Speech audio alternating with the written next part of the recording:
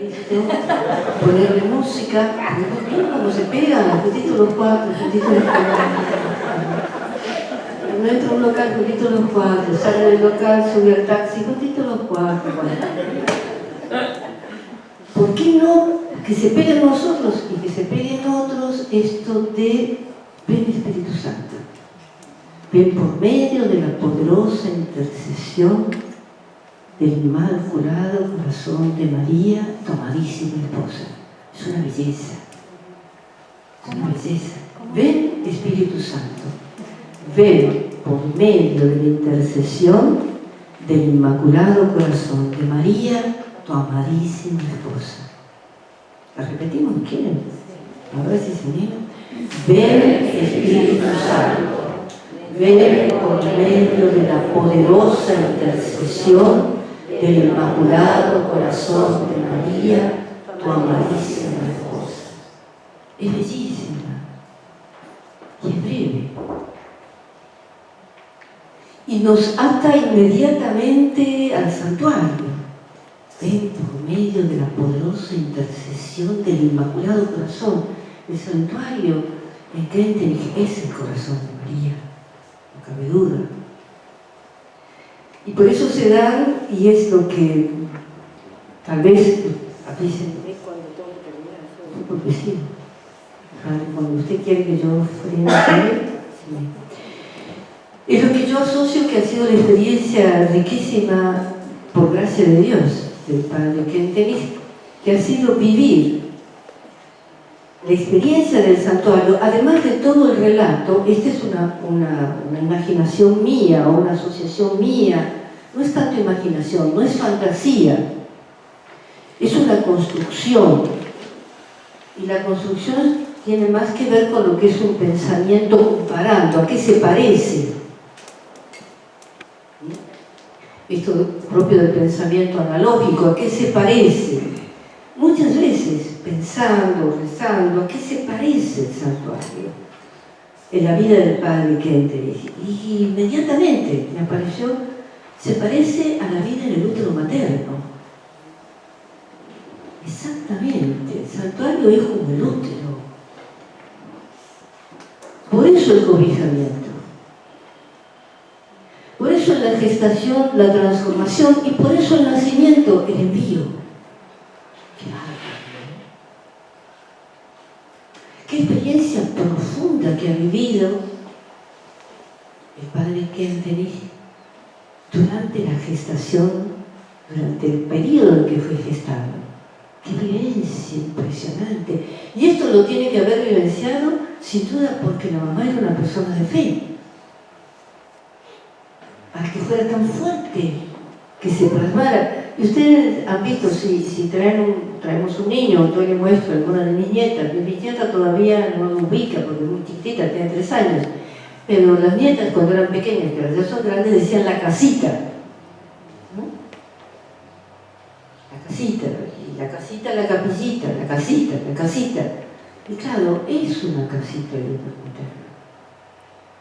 Entonces, si nosotros podemos transmitir, si nosotros podemos vivir y transmitir la bendición a las familias argentinas de ser una casita, con todos los matices de las familias argentinas hoy, ¿no? Las ensambladas, desensambladas, funcionales, disfuncionales, alterfuncionales, ahora hay 3 o 4 palabras en sociología complicadísimas, bueno, todas esas. Y otras denominaciones que van a aparecer, las igualitarias, las no igualitarias, como quieran.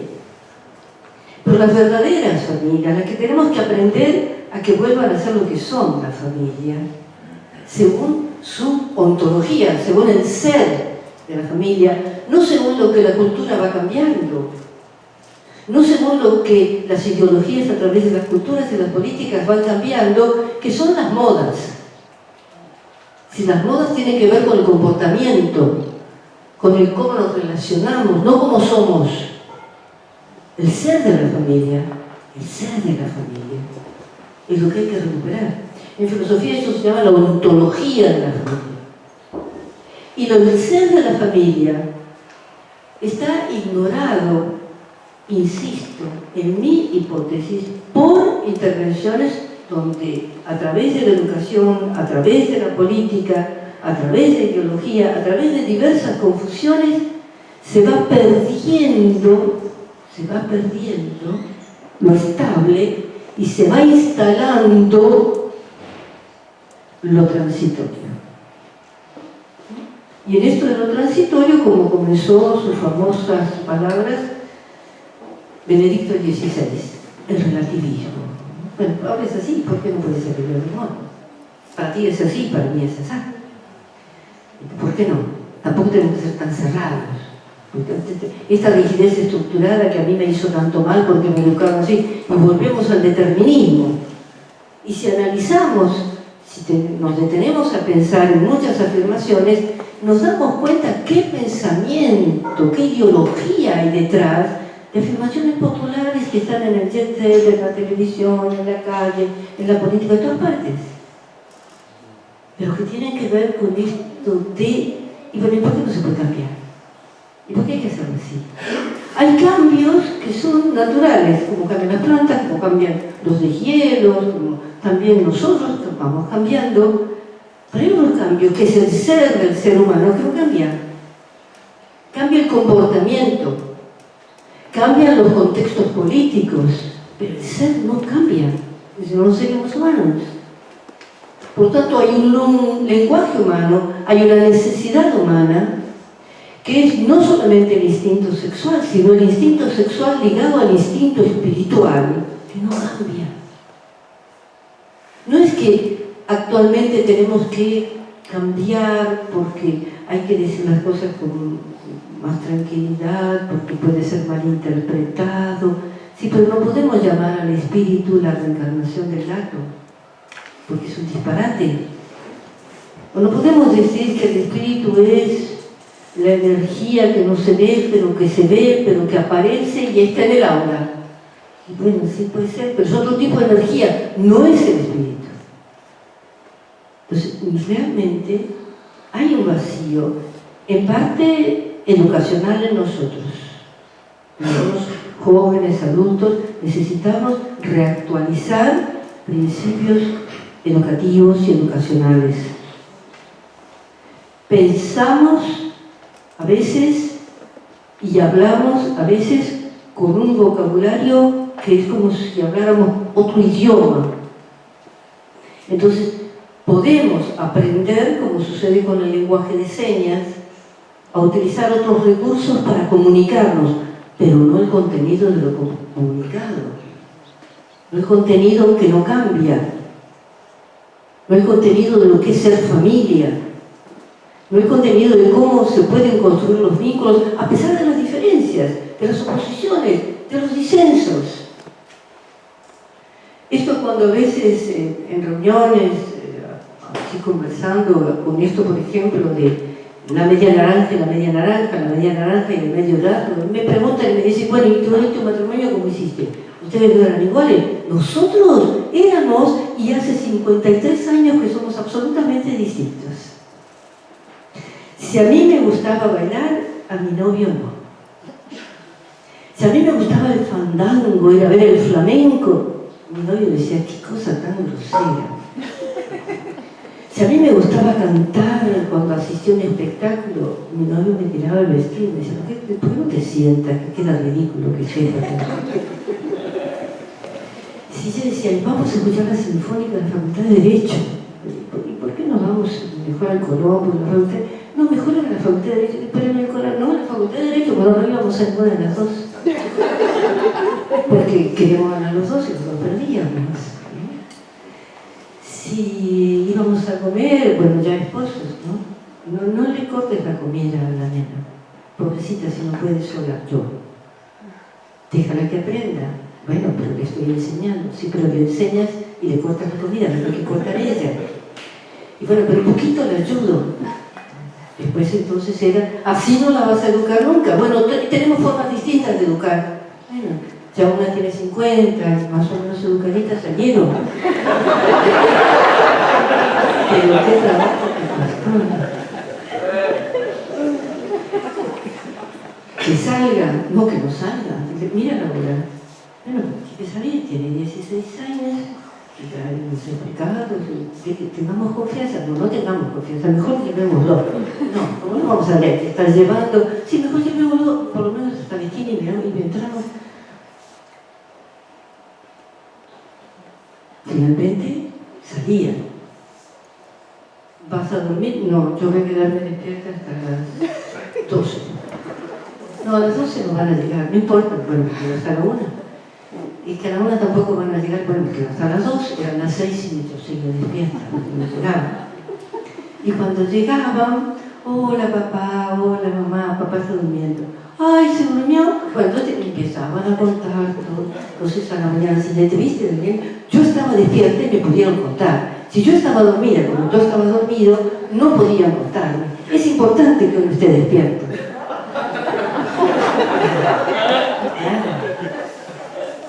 Nada. Parecidos en nada. ¿Y en qué sí? Y en el respeto por lo diferente, aprender esto de la complementariedad, ¿no? Bueno, si esto no, a lo mejor esto sí, y si esto sí, todo un proceso educativo conyugal. Entonces, transmitir a las familias que el hecho de que estén casados o que estén conviviendo no los exime de comenzar a aprender a convivir, y que aprender a convivir es un desafío hasta la muerte. Hasta la muerte. ¿Te cuidas? Sí, yo me cuido. No, no te cuidas. No te cuidas porque estás trabajando demasiado. Mi esposo ahora. ¿Estás trabajando? No, me canso. Sí, te cansas, pero estás mirando la edad. En realidad me canso, me siento bien. Puede ser, pero pienso un poco, son muchas actividades. Él a mí. Él se va al gimnasio. ¿Fuiste ayer todos los días al gimnasio? ¿Te cansas? No, estoy bárbaro en el gimnasio. Es fantástico. No, pero pienso un poco porque el médico te ha dicho aeróbico suave. Sí, pero estoy muy bien, me hace muy bien. A él el gimnasio no lo cansa y a mí viajar no me cansa. Pero claro, en eso nos reprochamos cómo tenemos que cuidarnos cada uno. 53 años de diferencia, ¿ven? Y son 53 años. A mí me encanta llevar las dos alianzas. La medallita esta de regalo de nuestras nietas, los 50 años de casado con el mismo esposo.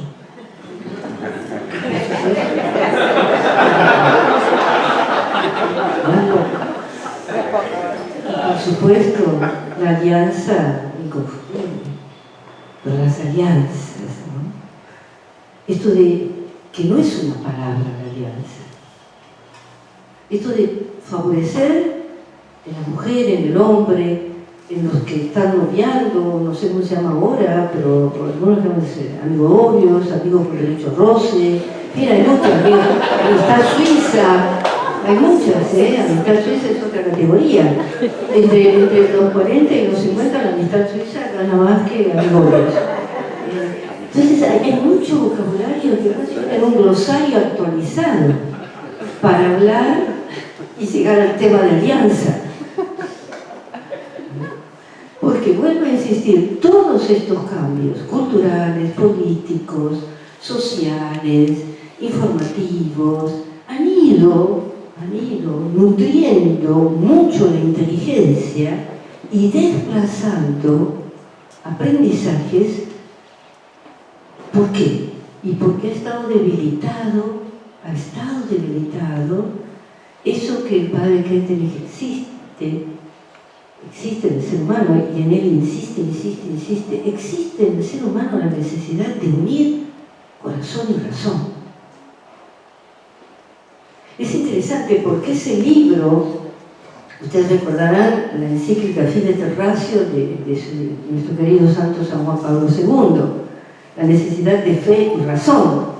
Pero cuando decimos San Pablo II está cerquita. Este libro, Las Fuentes de la Alegría, corresponde al año 1934, ¿no? Padre, por ese año, por ese tiempo, entre 1934 y 1937. ¡Qué interesante! Y el vocabulario tan actual y tan preciso. ¿Será que meditamos, leemos, asimilamos, discutimos, conversamos suficiente las lecturas del Padre? Será mi pregunta, ¿no? Hay un librito, voy a entrar en la bibliografía, breve, también poquísimos, queridísimos hermanos lo conocen, pero es muy interesante y muy hábil como está escrito. Y está escrito por el padre Alberto Eronti. Orar con el cuerpo y con el alma. ¿Cuántos lo leyeron? Por lo menos 2 o 3. De los 300, 2 o 3. Cómprenlo también, se agótenlo. Orar con el cuerpo y con el alma. Interesante, es pequeñito. ¿Por qué es interesante? Porque es un lenguaje, como este libro, Vivir en conflicto sin conflictuarse, del padre Guillermo, es el lenguaje del padre Kentenich todavía acercado más a nuestro día a día.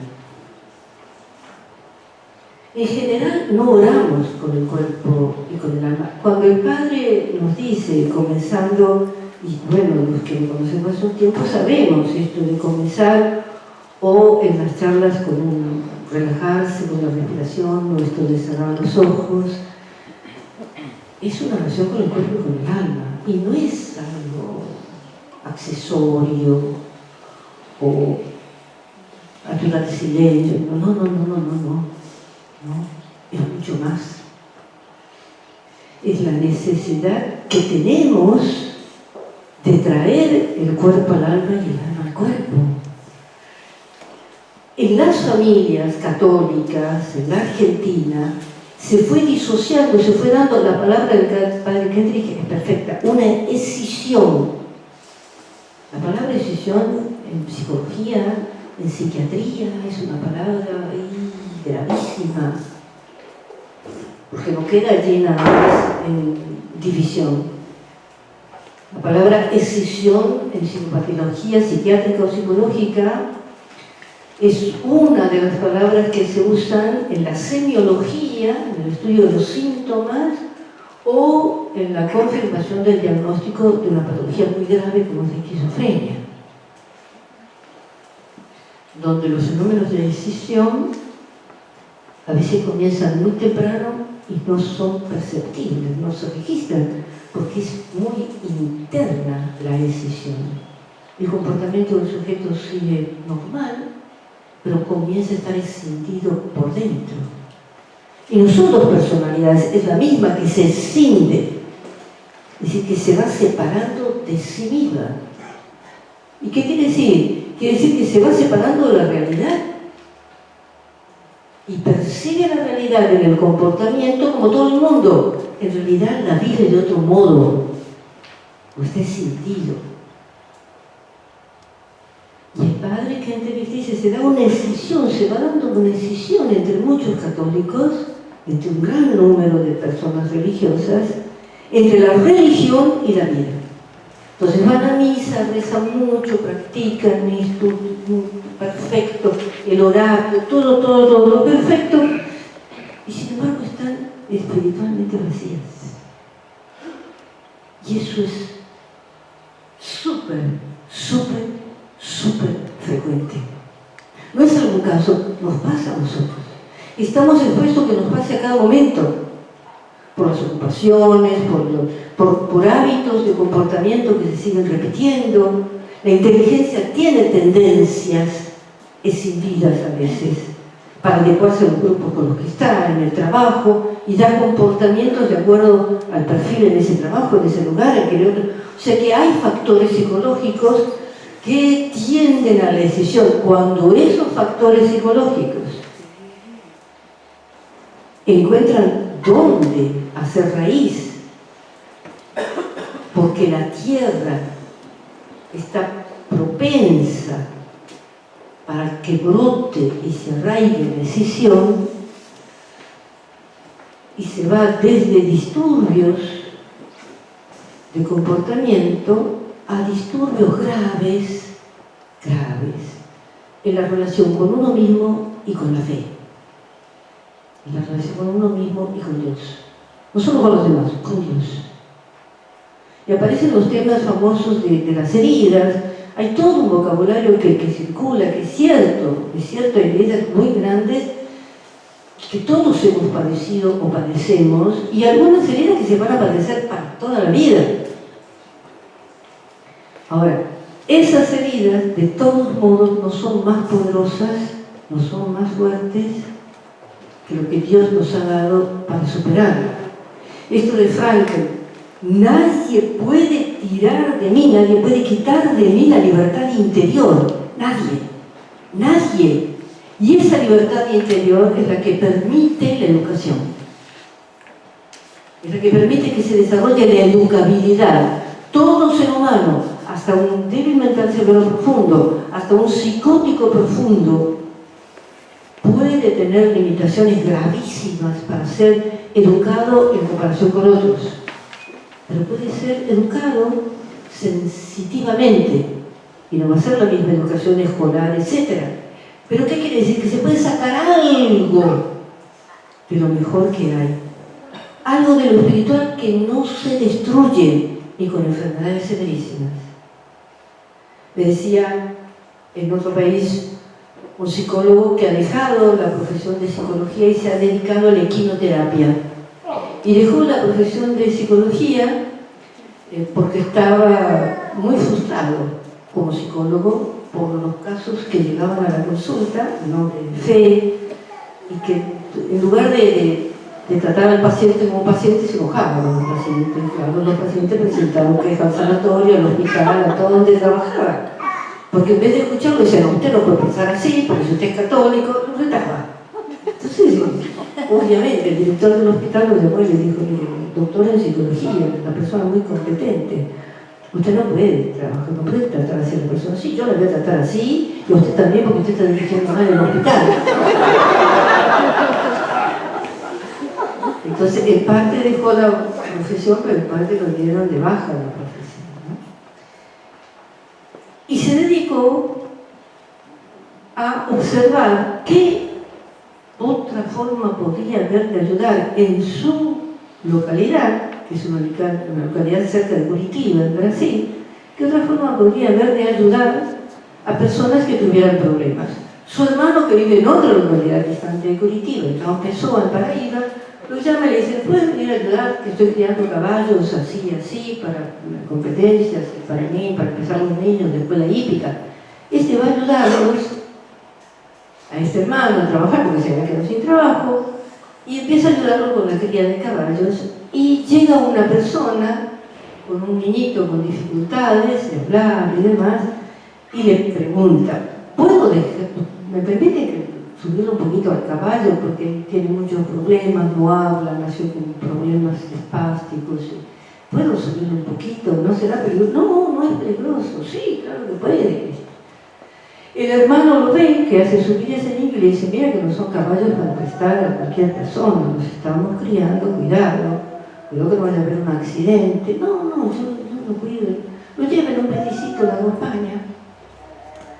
Y el niño comienza a aplaudir.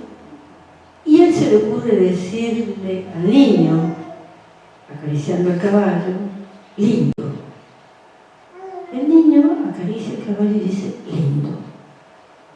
Cuando vuelve de una vueltita que dio, le dice, Marcelo se llama, Marcelo a la mamá, pero ¿cómo que no habla? Sí que ha hablado. Mire, toca la crin del caballo, Marcelo, y no dice nada. Y el niño toca la crin y dice, lindo. Y la mamá dice, ¿cómo? ¿Cómo ha dicho lindo? Y recién lo repitió. Lo puedo traer mañana. Y así empieza la historia de este queridísimo psicólogo que se dedica a la equinoterapia y que logra extraordinarias maravillas con pacientes psicóticos severos destinados a una internación crónica y que están externados, se están fuera de la internación y se han recuperado muchas funciones con la equinoterapia. ¿Qué hay en el ser humano de educable que tiene vericuetos por donde Dios traza caminos que a lo mejor no conocemos, pero que están escritos y que hay que descubrirlos para transitarlos. Este es a mí me parece, el territorio para trabajar con las familias argentinas con más vehemencia y con más esperanza. Y esperanza en el sentido de que no solamente por ser argentinas, por ser humanos, estar en la Argentina y estar nosotros en la Argentina es nuestra realidad próxima con la cual misionar. Cada uno de nosotros es, desde lo que en el útero del santuario aprendemos, cada uno de nosotros es misionero y tiene que vivenciar el misionero. No solo como nos ha dicho Aparecida, discípulos misioneros, misioneros por esencia. El Padre Kentenich y el santuario nos envía permanentemente como argentinos, como familias argentinas. Tenemos una misión en la Argentina, urgente. Y la misión no es nada más aconsejar, es educar. Es aprender a educar. Todo depende de la educación. Hay factores múltiples, ya lo sabemos, muchos dicen esto, no todo depende de la educación. En 1960, ya lo decíamos, lo hablábamos en los grupos de minoridad como el que ahora es Papa, y en esa época era Bergoglio. Depende de la política, depende de esto, depende del otro, sí, hay muchos factores, pero la educación es nutriente. Es nutriente. Y comienza en la familia, y comienza en el barrio, y comienza en la parroquia. No, hay que ir nada más que a aquel grupo, no, la parroquia. Esto de Schwarzer para la iglesia, del Padre Kentenich, ¡qué fantástico! Ustedes saben que yo conozco algunos lugares, algunas parroquias, donde las personas del movimiento no van a la parroquia porque no hay ninguna imagen de la Mater en esa parroquia. Con el cual me ha llamado el párroco y me ha dicho, ¿por qué tiene que haber una imagen de la Mater acá? Bueno, a nosotros nos gusta. ¿Y por qué no viene si no está la imagen de la Mater? Bueno, son ocurrencias. Llama a las personas y les dice, miren, si ustedes quieren, yo pongo una imagen allá. No, allá no, porque está muy escondida. Tiene que estar acá. Bueno, acá está el Pronto Socorro, acá está San José, acá está San Antonio, porque todo el mundo quiere San Antonio, ahí está San Antonio. Acá está San Expedito. ¿Dónde pongo a la Mater? No, allá, si la pone allá, padre, no venimos. ¿Qué pasó? ¿Qué pasó? Me llamó entonces el padre y me dice, ¿por qué no te dice? Pero no vale que esté allá. Si está dentro de la capilla. Y sí, que vale. Bueno, ¿por qué no la ponemos? Padre, póngala. Pero ni cómo se hace, bueno, el cuadro, todo. Entonces invito a estas personas que se vaya a improvisar la imagen. No vamos, porque para que esté ahí no vamos. ¿Qué pasa? ¿Qué pasa? ¿No? Esto de la decisión. Hay una impronta aparentemente fuerte y devota en el comportamiento, en el externo, pero y en esta familia, en esta pequeña familia misionera que tiene que ser cada uno de nosotros dentro de la iglesia, dentro de nuestra parroquia, dentro de nuestro barrio, dentro de nuestras escuelas. ¿Qué pasó? Y aparece el argumento, bueno, fueron educadas así. No. La educación es condicionante, no es determinante. Nadie me quita ni la libertad interior de cambiar. ¿Qué hay que pedir? Sí, por eso también estas reuniones creo que tienen que ser, me parece a mí, y creo que lo son, porque esto mismo puede serlo, de oración de intercesión. Por esto que también dice el Padre que necesitamos convertirnos. Muchas de las homilías de nuestro Papa Francisco, yo creo que se las copia del Padre Kentenich. No lo dice, ya le voy a mandar una cartita y van a ver, cuando le responda se las leo. Se las leo al Padre para que se las comunique. Estoy segura que se las copia porque dice cosas iguales. Qué coincidencia, es cierto que el Espíritu Santo sopla donde quiere, como quiera, pero tan iguales.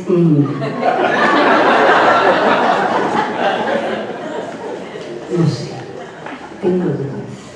A mí se las copia. Lo dice como un libro porque no es obsesivo, no es malo obsesivo, yo lo conocí bastante, entonces no tiene esta manía de decir como si estuviera en el libro, no tiene ninguna de esas manías, pero lo internaliza y es coincidencia, qué coincidencia, mucha coincidencia. Bien, entonces en nuestras familias argentinas lo que más veo, lo que más comparto son los conflictos que llegan de mínimos a gravísimos. Ustedes saben, en psicología hay dos conceptos claves. Uno es el concepto de conflicto y otro es el concepto de trauma. Son dos conceptos para diagnóstico. Conflicto y trauma. No es lo mismo en absoluto. El trauma y los traumas son experiencias que no se borran nunca, jamás. Por eso se llama trauma. Se lo llamo así originalmente y antiguamente, y no nace solo con Freud, ya antes, en Grecia. Trauma era el trazo que se realizaba con una piedra muy puntiaguda en la roca, que eran formas de comunicarse con aquellas antiquísimas formas de escritura que eran las runas, los jeroglíficos. Entonces, ¿por qué eso era trauma? En griego la palabra trauma quiere decir eso, una marca que no se borra. Entonces, los traumas se superan, se pueden superar, no se borran. Desde el punto de vista psicológico. Desde las ciencias, diferentes abordajes de diferentes autores coinciden. Lo que es traumático no se borra. ¿Se puede superar? Sí, se puede superar. Algunas personas no lo superan y algunas personas no lo superan. Y quedan atrapadas en experiencias traumáticas que los condicionan décadas. Décadas. Y por décadas trabajan el tema. Y me consta de pacientes con cuánta constancia, con tanta dedicación, y sin embargo no logran superar aquellas experiencias traumáticas gravísimas que vivieron y que son no fantasías sino verdaderas experiencias traumáticas. Conflicto es otro concepto muy distinto. Los conflictos son situaciones como los conflictos internacionales, como los conflictos de frontera, como los conflictos en el abordaje de las ciencias políticas, son dificultades de menor a mayor gravedad que pueden resolverse y que pueden solucionarse. Resolverse es una parte, pueden resolverse por ahora, reaparecer, no, se resuelven y se solucionan, es decir, no vuelven a aparecer. En psicología es también así. Hay conflictos que requieren más trabajo, hay conflictos que requieren menos trabajo. Los conflictos no son indicadores graves. Cuando el conflicto es grave, cuando la personalidad padece alguna otra complicación en su estructura psicológica.